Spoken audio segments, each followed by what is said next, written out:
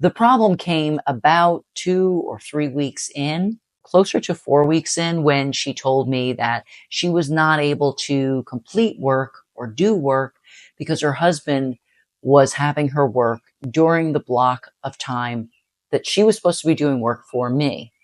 So then it almost felt as though she was putting me there to try and help her figure out a way to get her husband to understand she needed to do her work. Have you ever felt like you're starting to lose your ability to care, not about your work, but about the freelancers or the virtual assistants that you're hiring who may have missed deadlines, they give excuses, or they overshare their personal lives like you're their therapist? There's a moment when I thought, am I being too hard, or am I just protecting what I built? That's what we're unpacking today.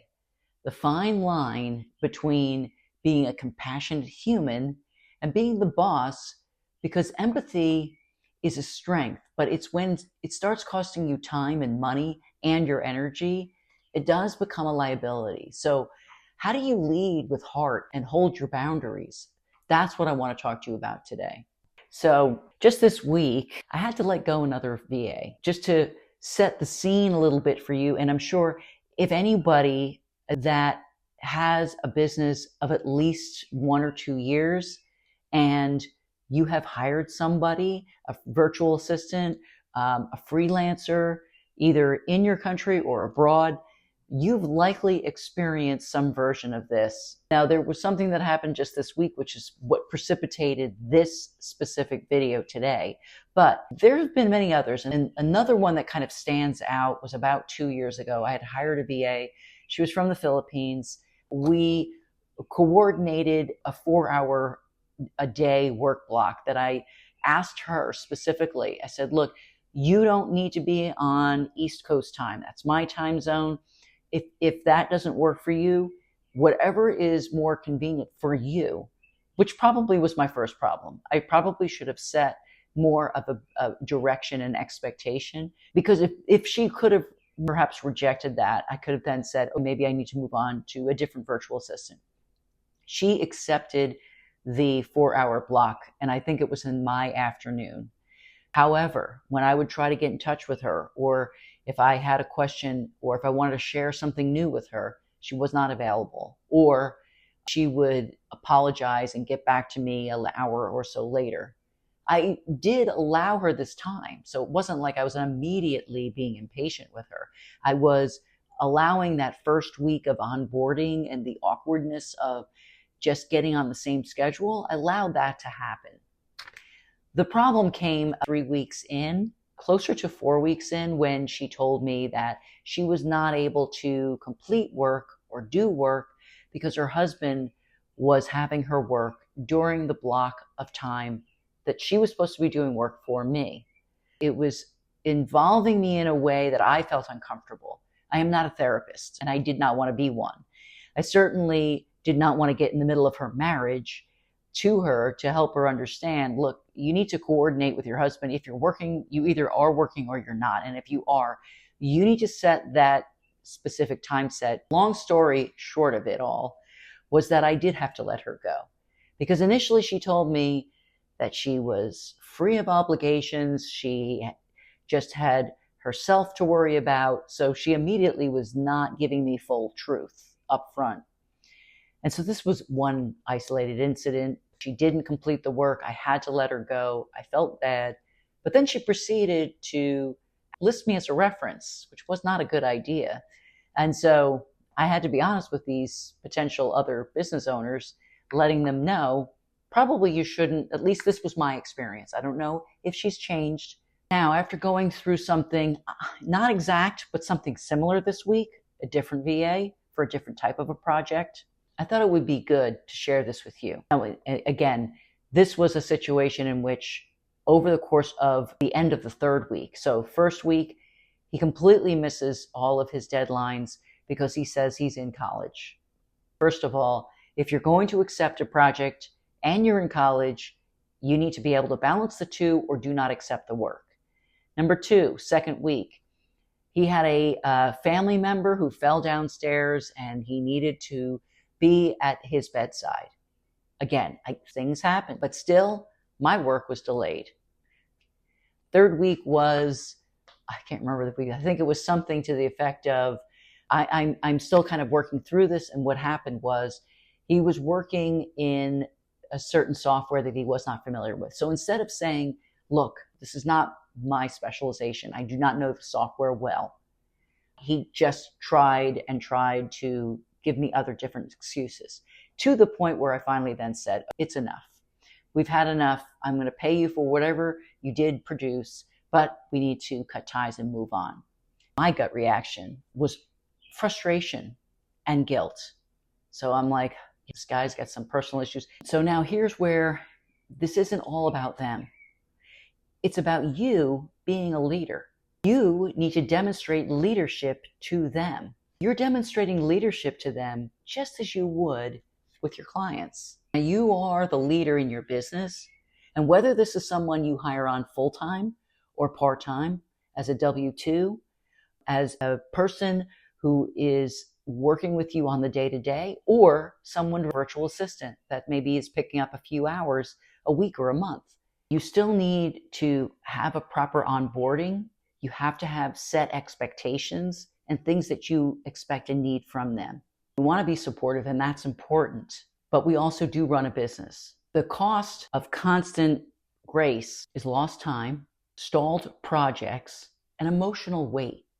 Because when they're throwing their personal stuff onto me, now I am feeling, I'm feeling somewhat frustrated, because I'm feeling like, why are you telling me this? The work isn't done. But now I'm like, the push and pull of, I feel awful. I feel awful for them. I feel sorry for them. But again, that's not why we're here. I'm not a therapist. I'm not here to make them feel better. I have a business to run, and I have certain expectations and certain responsibilities that I asked for them to fulfill. All right, now we're going to talk about when empathy starts really costing. So here are some signs that it's gone too far. And maybe you've experienced this, and if you haven't, I'm hoping these tips really help you out so that in your next hire, your next situation, you can check these off and really be mindful of if these are occurring. You'll probably then know it's time to stop. The deadlines are missed repeatedly. So you say, I need this done by Friday. It's Friday morning. And you check in with them and they say, oh, I'm really sorry. My nephew had a birthday party last night. I really needed to get to that party. And I had to take the trash out this morning, so I wasn't able to get that work for you. That's a problem. Now, and I have some other sort of things that you can do to help, again, as the leader, to get them to, before it gets too late, before the deadline comes and there's nothing there. I have some great things that I will share with you about how you can solve for that. Another sign it's gone too far. You're assuming in your day-to-day, oh, that VA is working on such and such a thing. I haven't heard from them, but I'm assuming they're working on that thing.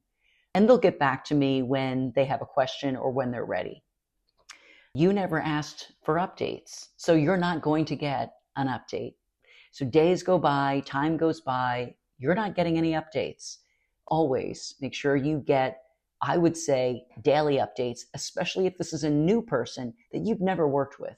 Then when you find yourself avoiding updates, you are on your Slack channel or you're maybe in Upwork and you want to message them, but you're sort of afraid that maybe they're just not working. They're just still working on something. I don't want to seem pushy. Wrong. That's also another sign that things are probably gone too far.